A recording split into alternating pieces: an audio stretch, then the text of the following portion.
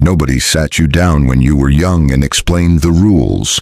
Nobody handed you a document outlining what you were allowed to want, how much space you were permitted to take up, which parts of yourself were acceptable and which parts needed to be quietly managed. It did not happen that way. It never does.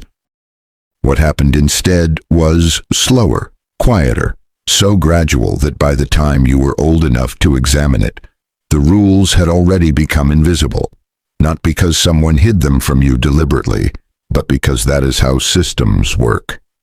The most powerful constraints are the ones you absorb so early and so completely that you stop experiencing them as constraints at all. You experience them as just the way things are, as reality, as yourself. And that is exactly what makes them so difficult to see and so difficult to escape. Today we are going to talk about something that most self-development content carefully avoids, not because it is too complex, but because it is too uncomfortable. It requires looking not just inward at your own patterns, but outward at the structures that created them. The family systems, the social systems, the cultural systems that shaped you before you had any say in the matter, and asking honestly whether those systems were ever actually designed with your full flourishing in mind. The answer, in most cases, is no. Not because the people inside those systems were malicious. Most of them were not. But because systems are not built to maximize the potential of the individuals inside them. They are built to perpetuate themselves, and those two things are not the same. Let us start with the family because that is where it begins for almost everyone. Every family is a system, and like all systems, it has a primary drive.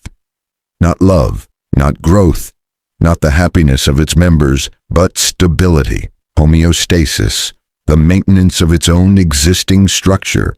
Families develop equilibrium over time, a particular emotional balance point where everyone has a role. Everyone occupies a function, and the whole thing holds together. That equilibrium is not neutral. It is built on specific emotional arrangements. Someone is the responsible one who holds things together when they start to fall apart. Someone is the one whose needs are consistently minimized to keep the peace. Someone is the one who is allowed to be difficult, whose volatility everyone else quietly organizes around. Someone is the one who disappears emotionally so that someone else can be seen. These arrangements develop without anyone choosing them. They emerge from the intersection of personalities and needs, and histories and fears, and they calcify over time into something that feels like identity, but is actually just function. You are not the responsible one because that is who you are at your core. You are the responsible one because that is what the system needed from you. And you learned to provide it because providing it made you feel safe and necessary and loved. That is not a small thing.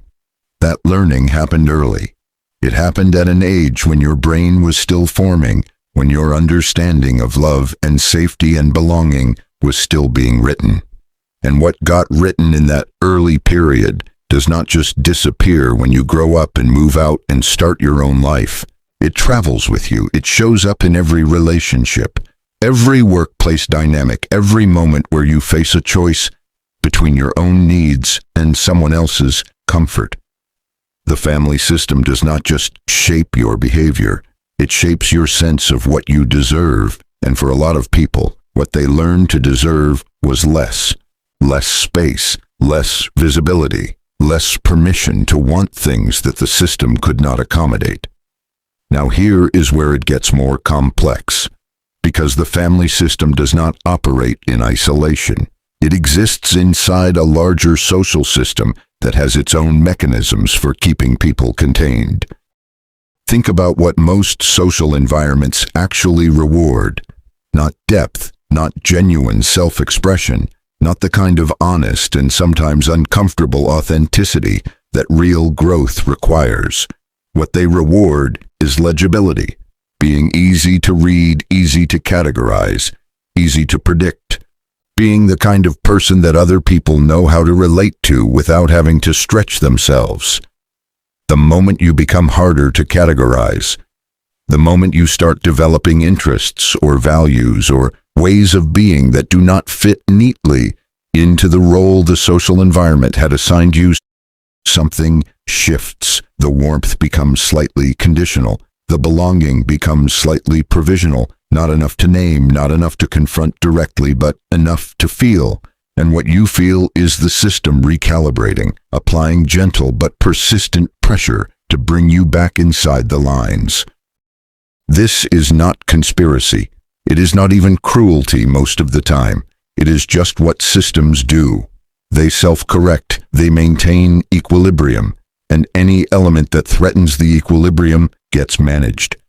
Not through dramatic confrontation, but through the accumulation of small social signals that communicate clearly enough to be felt, but subtly enough to be deniable, that the version of you currently on display is creating friction. Most people respond to those signals by adjusting, by pulling back, by finding ways to make themselves more legible, more predictable, more comfortable for the system to accommodate. And they call it being mature, being realistic, understanding that you cannot always have everything you want, understanding that relationships require compromise. And some of that is true. Real maturity does involve accepting that other people have needs that sometimes conflict with your own.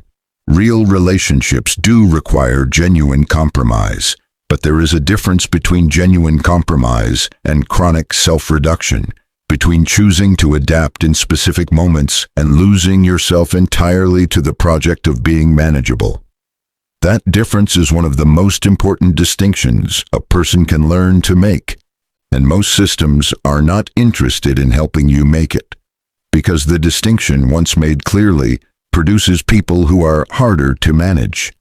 People who ask questions the system was not built to answer. People who take up space the system had not allocated for them. Carl Jung spent his career mapping the psychological cost of living inside systems that demanded self-reduction. He called the adapted self the persona, the face we construct and maintain for public life, assembled from what the systems around us rewarded and what they punished. The persona is not entirely false. It contains real elements of who you are, but it is selective, it is curated, and the parts of you that did not make the cut, the parts that were too much, too different, too threatening to the systems you belong to, those parts did not disappear. They went underground, into what Jung called the shadow. The shadow is not evil. It is not the worst of you. It is simply the accumulation of everything that was not permitted, the ambitions that were too large for your family's comfort, the emotions that were too inconvenient for your social circle's equilibrium, the needs that were too honest for the relationships that required you to pretend you did not have them. And the shadow does not stay quiet. It expresses itself in ways that are often confusing and sometimes destructive, in sudden eruptions of feeling that seem disproportionate to the situation, in patterns of self-sabotage that appear just when things are going well, in a persistent low-grade sense of unreality, of living a life that looks right from the outside but feels wrong from the inside. That feeling of wrongness is information. It is the shadow pointing at the gap between who you actually are and who the systems around you have shaped you to perform. And the question is not whether you feel it. Most people do at some point. The question is what you do with it. The first thing to understand is that recognizing the system is not the same as blaming the people inside it. Your parents, your social circle, your community. Most of them were doing what their systems had shaped them to do, just as you were doing what yours had shaped you to do. The system is not made of villains. It is made of people who were also shaped, also constrained, also carrying their own version of the gap between who they are and who they were permitted to be. Understanding this matters because blame is a dead end. It feels like clarity, but it functions like a trap. It gives you somewhere to put the energy that the recognition generates without requiring you to do anything with it. And what the recognition requires is not blame. It is something harder. It is the willingness to examine what you absorbed and decide, consciously and deliberately, what you want to keep and what needs to go. That examination is not comfortable. It requires you to look at beliefs about yourself that feel like facts. I am not the kind of person who does that. I do not deserve that kind of life. Wanting that much is selfish. And ask where those beliefs actually came from. Not as an intellectual exercise, as a genuine inquiry. Because when you trace those beliefs back to their origin, what you almost always find is not evidence. What you find is a system that needed you to believe them in order to stay stable. That is not your truth. That is the system's requirement dressed up as your character. The second thing to understand is that leaving the system, even partially, even just in terms of how you relate to it internally, produces resistance. Not always openly, not always consciously, but the resistance is real and it is worth being prepared for. Because if you go into the process of reclaiming yourself expecting support from the systems that benefited from your smallness, you will be confused and hurt by what you encounter instead. The support, when it comes, tends to come from people who are doing the same work. From relationships built on genuine recognition rather than mutual containment. From the parts of yourself that have been waiting, sometimes for decades, for permission to exist without apology.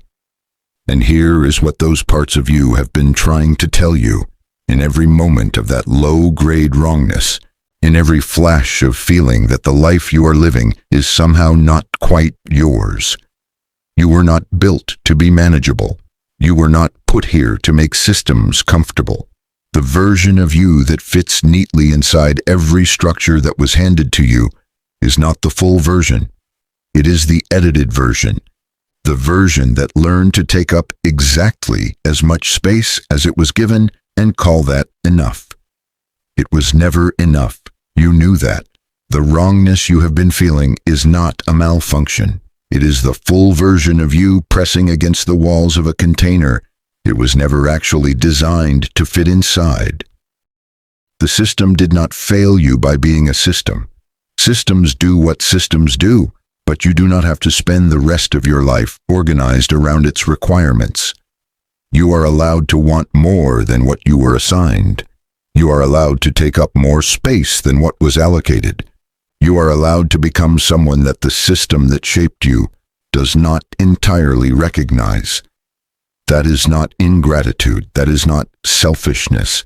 That is the most honest thing a person can do with the one life they actually have.